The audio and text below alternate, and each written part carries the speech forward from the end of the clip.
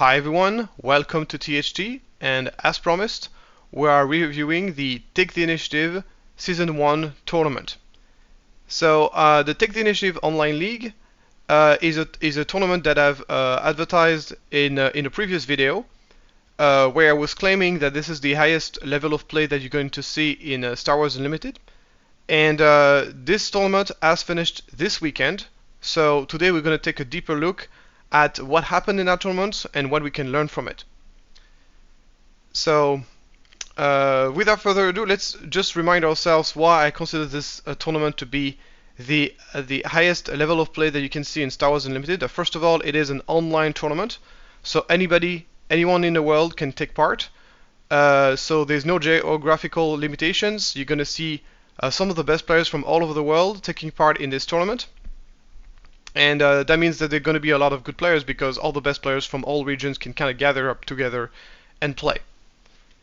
The other thing that is really beneficial for the level of play in this, for the high level of play in this tournament, is the fact that it is a flexible schedule. So anybody in the tournament can kind of schedule his game the way he wants. Not everything happens in one day. As you know, I've published that Top Cut video. That video about the tournament a few weeks ago, and it took a few weeks for people to schedule their game, get their game going, and sometimes there can be a gap of almost a week between one game to another. This has two benefits. First of all, higher participation. Because the tournament is flexible, you're gonna have there's no really any excuse for not taking part if you are qualified. So that's the first benefit. The other benefit is that whenever people play games, they are fully rested. They are completely in shape, and a lot of players also do some practice against a specific deck that you're going to be playing against. So if there's a 1 week gap between one game to another game, you have time to practice against that deck, which also means that you're going to see a higher level of play because players are fully rested. They're going to be also fully prepared. So you're going to see really people playing at their best in those kinds of conditions. So that is so once again, playing in a live tournament where you're playing like a lot of games in a row, it's obviously more difficult as you have to plow through multiple rounds of game, and the being able to manage your stamina becomes very important. That's not the case at all in this kind of tournament, which is beneficial for the people who are trying to learn from that tournament because obviously they are seeing the game played at the highest level possible. The other reason is the tough qualification process. Basically, people have to qualify through a league that happens over a month, and their record has to be something along the line of 6-2 to be able to get qualified in the top 16, which is not that which is relatively difficult to do, especially since the level of play that you're going to see in the online league is going to be considerably higher than what you can find in your local game store. And then also another factor that makes this league very prestigious is the fact that it is very well known, even though it's called Season 1. It's called Season 1 because it's the first season after the official release of the game, but there actually has been four different, this is actually the fourth top league tournament that we are taking part of, and the fourth league. And actually the meta that you've seen at release, so this meta has been mostly shaped by this tournament as well as other tournaments that happened before release. So it is relatively well known and relatively prestigious. For example, I remember very well that the Steadfast Battalion tech in the Boba deck has been implemented and invented in this tournament for this tournament. I remember seeing this deck for the first time appearing in this tournament. So people really bring their A game and really try to test new ideas as well as really trying to bring their best deck to the table. To kind of challenge the meta, and so a lot of groundbreaking innovations are being made for this tournament in particular. So this is basically how the tournament went. So if you want to know more about all the different deck lists that were being played by the different players in this league, I encourage you to watch my first video that I will put in the description. We're still going to review a few of those lists today, but here's kind of the breakdown how the tournament went. So we're gonna go first with the first round. So on the first round, we got Handgrain versus Mono Boba. Won by Handgrain, which in my opinion is a big of an upset because Handgrain has traditionally a bad matchup versus Boba. Then we got a Mirror of Shirut Red, and Tower number 9 took it. I think Tower number 9 is a very good player. He has his own YouTube channel. He's just a very he's a very good player. So took the win on that one. So I think it was just a matter of I didn't see the game. This game in particular was not streamed. By the way, almost all the games were streamed, but this game in particular was not streamed. On this third game, we got SIP. In my opinion, one of the best player in the world and one of the best boba player in the world. And managed to win against Ryan. Ryan, probably the best yellow Sabine player in the world. Like he has his own YouTube channel called Rebel Resource, and he was playing Sabine yellow for this tournament. Unfortunately, as I said many times, Agro has a relatively bad matchup against Boba, so SIP took the win on that one. No really a big surprise. Then we got Astrotech, which actually won. So SIP, just so you know, he won the previous Top Cut tournament. And Astrotech won the two first ones. So basically, so far, the Top Cut tournament has been won by Boba Green, and Boba Green. So Astrotech, SIP. That's kind of how it went. And playing against Kotul. So Kotul, I've introduced this guy on my channel a couple of times through his Guanaquista Green. And once again, he was playing Guanaquista Green. And he got this game 2-0 with his deck. So huge accomplishment for him. To be able to take that matchup 2-0. That was definitely the first big upset of that tournament. Then we got Breaker versus Lego Pizza. Boba Green take the win. Honestly, the Lego Pizza list was a bit weird, and I think that Breaker just had the better list. Also, Breaker, an Australian player, a very, very good player as well, playing the best deck, so no wonder why he does well. Then we got Hippo versus Vika. Two very good players, both playing Boba Green, but Hippo took the win 2-1.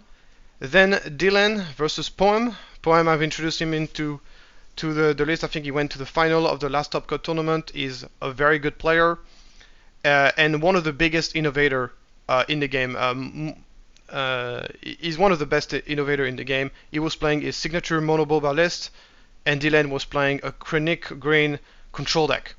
Dylan took it 2-1. And then finally myself versus Copycat 99 into a very thrilling game. I managed to win 2-1 versus a Thrawn Blue with my Han Green. So on the turn 2, we ended up having like a decent amount, a lot of bobas, making it to the quarterfinal. Niklas won against Tower number 9 2-1. I have to say that Chirrut's Red had some pretty good assets in this matchup. Unfortunately, Tower number 9 did not manage to draw a single 4th throw in the entire game, and obviously, whenever you don't draw a 4th throw, the Chirrut Red becomes a lot worse. But still a pretty close game, 2-1. Here, Kotul repeat his exploits, this time versus SIP, so he basically beat the two most well-known Boba Green player in the world back-to-back, which is extremely impressive. Especially when you're playing Guanaquista, which is considered by many to be a relatively bad leader. Then Breaker versus Hippo. Hippo took it 2-1. This in the Boba Green mirror. It could have gone either way. Two very good players playing two very strong decks. And then finally myself versus Dylan. I managed to win it 2-0. I think the control matchup is a good matchup for Han, so I took it down. And then now in the semifinal, we got Kotul versus Niklas. Kotul managed to once again win 2-0, which is very impressive because I believe this is GI Green versus Han Green is a very good matchup for GI. For Han. But I think games went pretty well for Kotul, and also there were a couple of misplays. Anyway, that was a very good run because Niklas was actually his first time making it into the top 16, and I was really glad that he managed to do well with Han. So because once again he gave me a little bit more data. I think not only being able to win 2-1, his biggest accomplishment in my opinion is winning 2-1 versus Mono Boba on the first round, especially against Al, which in my opinion is also a very good player. He's the one who actually came first out of the league. The numbers that you see next to people is how well positioned they were in the league. So he did he had a really amazing run. And Kotul makes it to the final with his Guanaquista deck. And here at the bottom, I managed to win 2-0 versus Hippo, which was by far, in my opinion, my biggest accomplishment in this tournament. Boba Green is a very bad matchup. Is a relatively bad matchup, but I managed to make some strong adjustments in my playstyle in order to be able to improve the boba matchup significantly, and it paid off really well in this game. I also got a little bit of luck. In order to win bad matchup, you need a bit of luck. This is inevitable. But I also made a lot of adjustment in my playstyle, and those adjustments really paid off. And in the final, me versus Kotul, I managed to take it 2-1, which means that I'm the grand winner of the tournament. So I'm obviously very happy. It is something that it's my fourth participation in the tournament, and I've never managed to win this tournament. I won other tournaments, but never this one in particular. And this is the most prestigious one, so I was definitely very glad. And for me, this was really a big deal, and especially be able to win it with my favorite deck, hand green, was something very big for me. Something that I wish on anybody playing trading card games is to be able to build your own deck, nurturing your baby, playtest your baby, and then managing to win a tournament with it is something that I wish everybody will experience at least once in their trading card game life, because it's incredibly rewarding. Obviously, you don't have to be winning the world championship, but just like a showdown or something is already something that is really cool. And be able to win what I consider to be the most competitive Star Wars Limited tournament right now, at least, with my favorite deck, was definitely a huge accomplishment. Also, the meta was very not favorable at all for Han, because there were so many Boba players. I would have done. I think this deck would do much better in more control-oriented meta. But in the end, I got a bit lucky. I only encountered one Boba Green in the semi-final, and obviously a bit of success for me on this one. On the final, I was relatively relaxed, because I think this is a very good matchup for Han, and I think if you watch the game, you will see that really something really bad needs to happen. But obviously, Kotul's deck must be underestimated. Kotul is a very good player, knows his deck inside out, and a player who knows his deck inside out is always very dangerous. So I was really glad to win that tournament. And here's what I've learned from this tournament. So the first thing that I've learned is that I now consider that Han Green is a tier 1 deck. So I always consider Han to be a tier 2 deck, and my big argument for that was that Han Green simply just didn't have a good enough matchup versus Boba to be considered a tier 1 deck. And if you have a bad matchup against the most played deck in the game, you are in trouble. So that's something that I had but after making some adjustment to my playstyle, I've realized that the Boba matchup is not as bad as I thought it was. And this is enough for me to upgrade the deck to, in my opinion, a tier 1 deck. And the reason is Han Green has a good matchup against aggro, it has a good matchup against control, and against Boba the matchup is not favorable, but it is not as bad as I thought it was. And the big adjustment that I've made whenever I'm playing as Boba is that I play a lot more conservatively against Boba than I play in other matchups. So usually, of course, you get this classic scenario where you got 5 resources, and then you use Han's abilities to summon Han, and then you attack with Han to get up to your 7 resources, and then you play 7 drop. So this is called the double ramp Han turn. And I basically almost never do that against Boba, because Boba has so many ways to counter this. It's just incredible. And it has so many ways to counter this. So whenever so there's different things that I usually do in this case. So what I would do is I would actually ramp the first card to threaten a Han deploy. And then I basically let my opponent deploy his Boba, of course, and then I basically pass. And usually what's going to happen is like your opponent has to play a barrage, or has to keep his Boba untapped to combine it with Surprise Strike to one-shot my Han, or he has to play a Steadfast Battalion, so he has to withhold a lot of resources in order to... And then it puts me kind of in a win-win situation where if my opponent decides to pass as well, then I took some damage. I didn't do anything that turn, but at least my opponent didn't do either, so that's nice. And I didn't lose my hand, so I'll be able to deploy a hand next turn.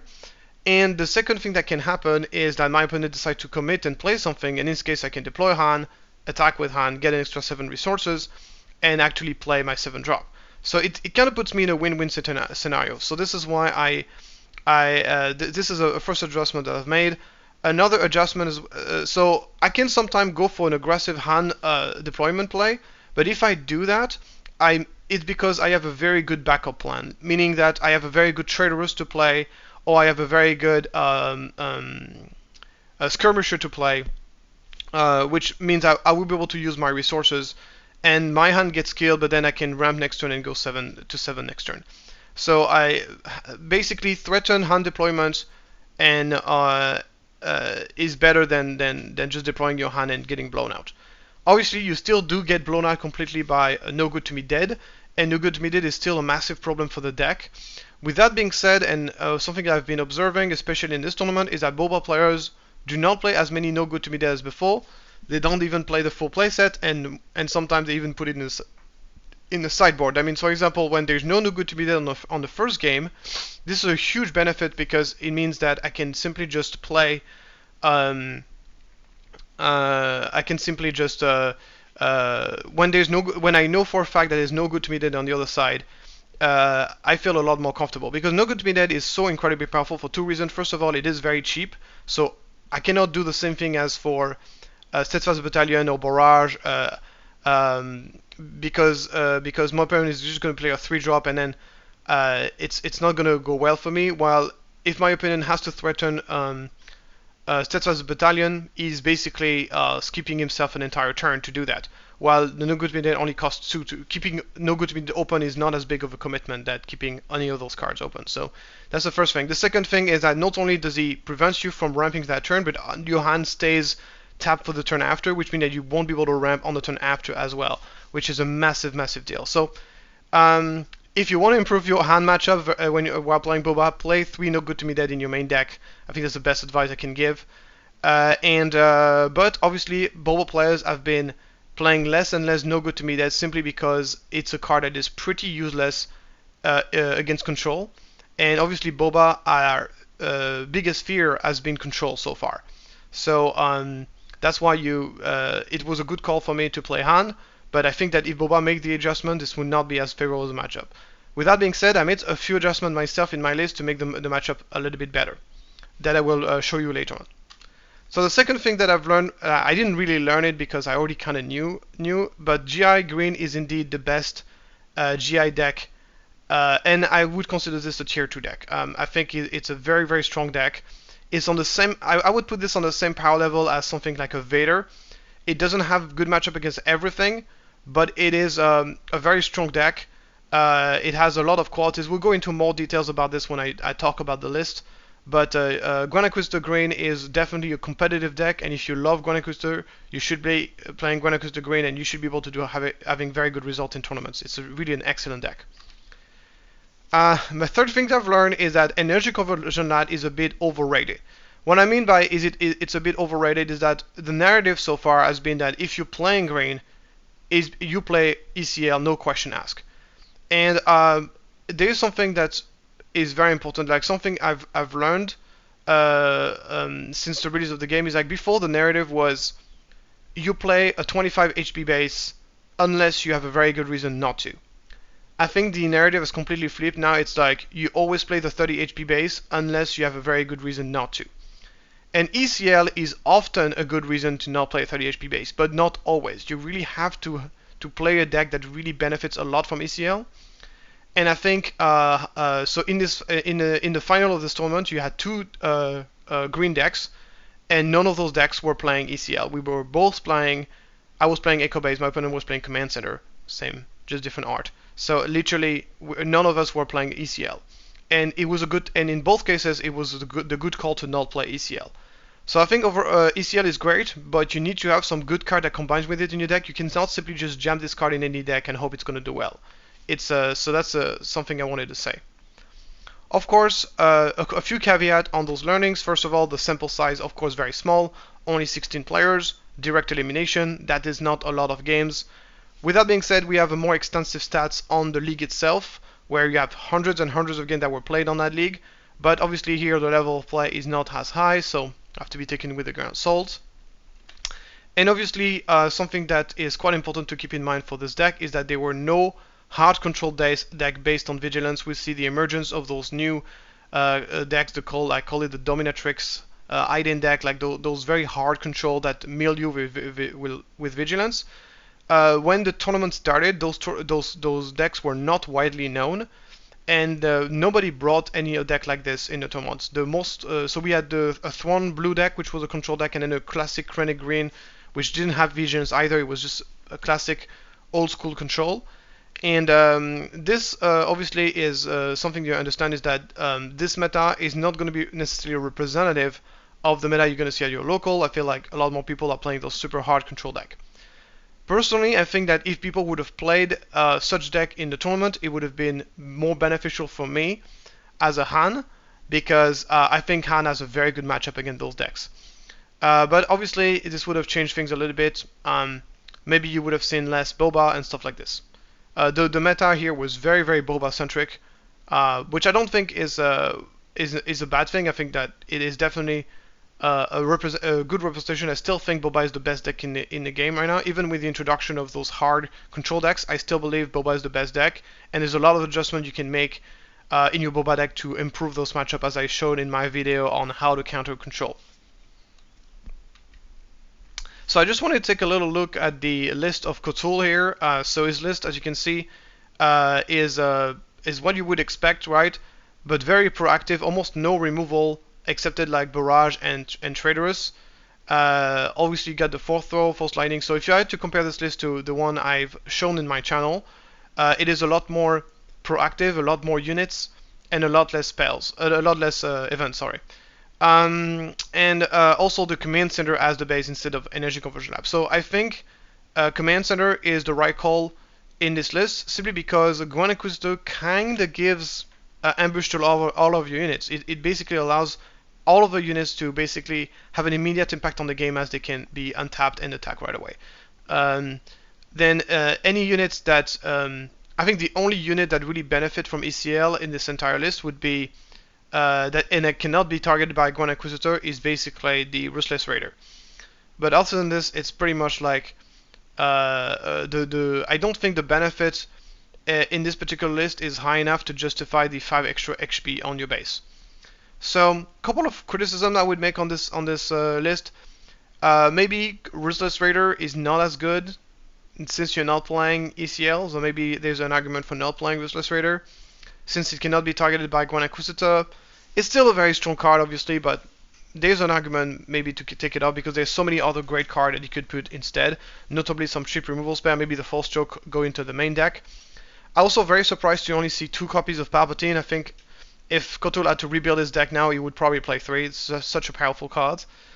And yeah, the rest is pretty good. This deck is just very solid. It's surprisingly aggressive. It can beat Boba, as you saw multiple times during this tournament. I think it has a much better matchup against aggro than Vader. It's a little bit less. It's a significantly less good than Vader in late game, but it still has a decent late game. Once again, with the Palpatine, if you're able to deal enough damage in the early game and you put your opponent at 25-20, basically 5 HP or 3 HP away from dead, then you're in a very good position, because every threat that you play is a significant threat that can be untapped by Grand Inquisitor, attack you and kill you. And that is extremely difficult to play around. So, very solid deck, and ask Cthulhu some question if you want to learn more about this deck, because it's just incredible. Next, this is the list I was running. So this is my list that I was running during the tournament. As you can see, it's very similar than the list that I've shown on my channel. It hasn't really changed much. The only difference with the version that I've shown on my channel is that instead of the 2 Chewbacca, I was playing an extra copy of Vanguard Ace to be able to pull the Vanguard Ace combo more often, as well as 1 Sandy Kid Lackeys, which I thought to be a bit more flexible and good in a wider variety of matchups than Chewbacca. And the rest of the list is pretty much exactly the same, and it's a great list. What can I say? I mean, I won the tournament with it. It's very solid. It can beat anything. If you want more details about this deck, I will obviously put the video on the description, so you can learn more about this archetypes and exactly how it plays out. And since because many people ask me the question, what does your hand deck looks like now? And this is my new hand list deck. So this is the list I've been running relatively recently. So obviously, a few weeks has passed since I've put my deck since I've started the Top Cut tournament, and you cannot change your list during the tournament, obviously. But this is why, if I was going to enter a tournament, I would basically play this deck. Not only because it's a very fun deck to play with, it's my favorite deck, but also because I made some adjustment to it, and I think those adjustments really make the deck significantly better. So here, one of the changes I made is that I took off an Admiral Akbar and the Syndicate Lackeys to add 2 Spark of Rebellion in the main deck. So Spark of Rebellion is incredible. And especially as the meta is getting more control focus, Spark of Rebellion is just an incredible card. It's also very good against Boba because what happens is that if you are playing as Boba and you open up with Spark of Rebellion, you're in very good shape because you know that Boba is a deck that gets significantly worse if he's not able to ramp on turn 2. So here's the thing. If you're not playing any units, so you're playing a Spark of Rebellion, meaning your board is completely empty, you can take off your opponent if your opponent is planning to ramp with Super Laser Technician. But very good news, you haven't played any units, so he won't be able to crash his Super Laser Technician to anything. And all you have to do is play something on turn 2 that cannot get killed by ECL, so ideally a resupply, and your opponent is left with a Super Laser Technician that he cannot crack. And if your opponent has a resupply, you can just take it off with Spark of Rebellion. So obviously there are scenarios where you're not going to find your opponent is going to top deck the resupply from on his turn 2, but the odds of this happening are very low. So if your opponent with Spark of Rebellion, you can basically guarantee the Boba to be able to ramp on turn 2. Another huge benefit of Spark of Rebellion is obviously as a way to protect your hand. So a turn before the hand turn is coming, you play Spark of Rebellion, and you can take out the cards that are the most problematic for hand, notably, of course, No Good to Me Dead. Also, in late game situations, whenever you're fighting against big cards versus big cards, you can take Spark of Rebellion to take off the Vaders, to remove the forgot the name, and to remove the Fire Spray, and this is of course incredibly powerful as well. So Spark of Rebellion is just an amazing card in this matchup. So we're running 2, and I have a third one in the sideboard that I can add as well.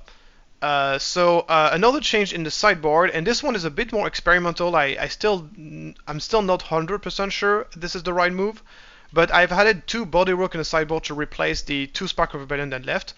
And this basically is an anti-control tech, which I already talked about on my channel. And basically the idea is to have another way to discard, notably against hard control decks, against the Aiden control decks, or even the other control deck for that matter. This allows us to remove the Super Laser Blast, which is very strong against the deck. And it's very strong because whenever you're playing U-Wing Reinforcement, U-Wing Reinforcement doesn't care about aspect penalty, so you can play U-Wing Reinforcement, get the Body Rook, and discard something big. And being able to get a massive board with U-Wing Reinforcement and discard the only thing that can deal with a massive board, which is Super Laser Blast, is just an incredibly powerful play. It also is a rebel that you can grab from Mon Mothma. Something that I had a lot of trouble against control is that I was taking off a lot of rebels, and that made my Mon Mothma quite inconsistent. And Mon Mothma is a very important card versus control. So it's a good way for me to improve my odds, to basically add more good sideboard cards against control without hurting my Mon Mothma odds, because you still need to find a rebel ahead of her to be able to make it work. So that's my new list. As I said, the Body Rook is still a bit experimental, and this is an adjustment that makes the Boba matchup and makes the control matchup better. It does make my aggro matchup slightly worse, but I still think Solo has a very good matchup against aggro, so I'm not too worried about this. Even though, of course, you gotta respect aggro. It's very powerful. So the first time I made my hand video, I didn't have the idea to represent the sideboard plan like this, and a lot of people requested a sideboard plan, a detailed sideboard plan for Han. So here it is. So this is my sideboard plan versus aggro. I take out the Mon Mothma. Mon Mothmas are very slow. They can't kill anything. You cannot just spend a turn doing nothing in this matchup. If it's a resupply, it's acceptable. But anything else, you cannot just spend an entire turn doing nothing in this matchup, so Mon Mothma has to go.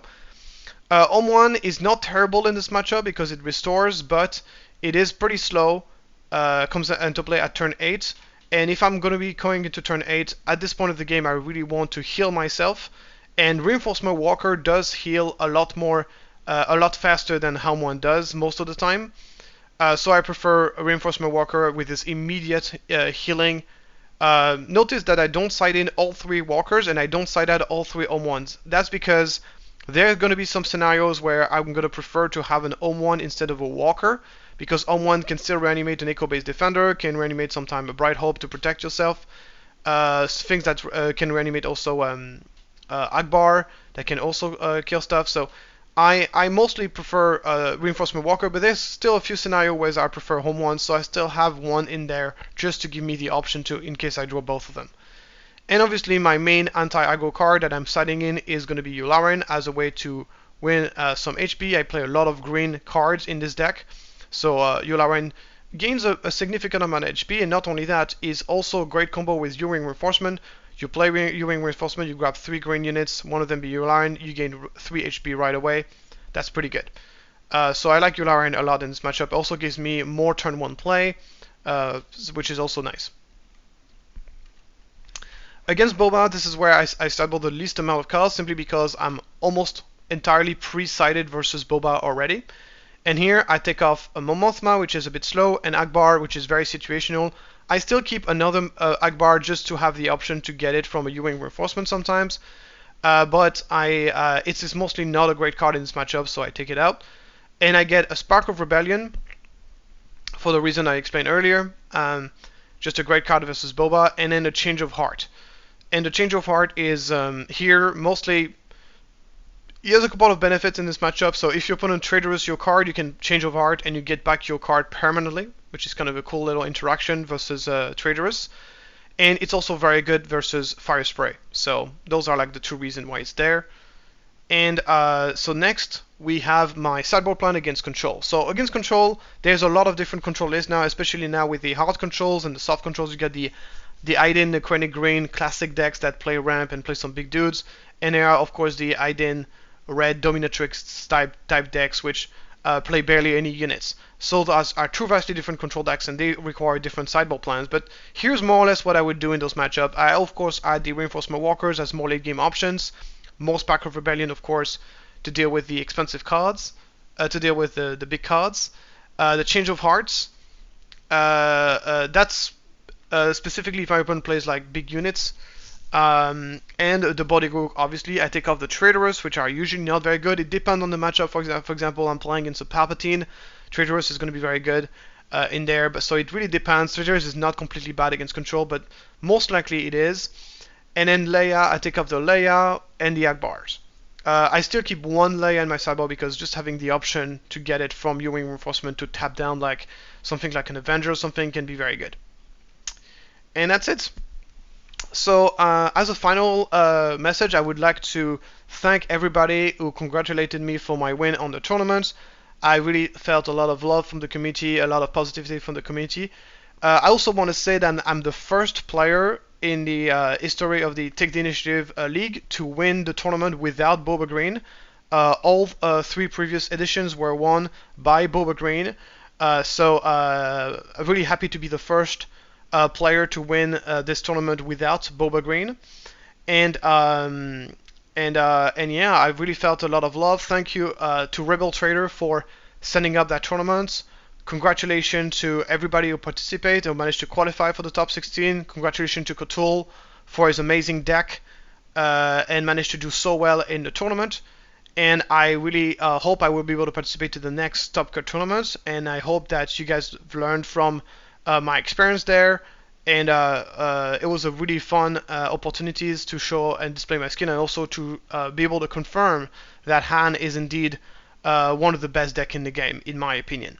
Anyway, with all that being said, thank you so much. If you like this video, please like and subscribe so I can make more videos and tell you everything I know about Star Wars Unlimited. See you next time.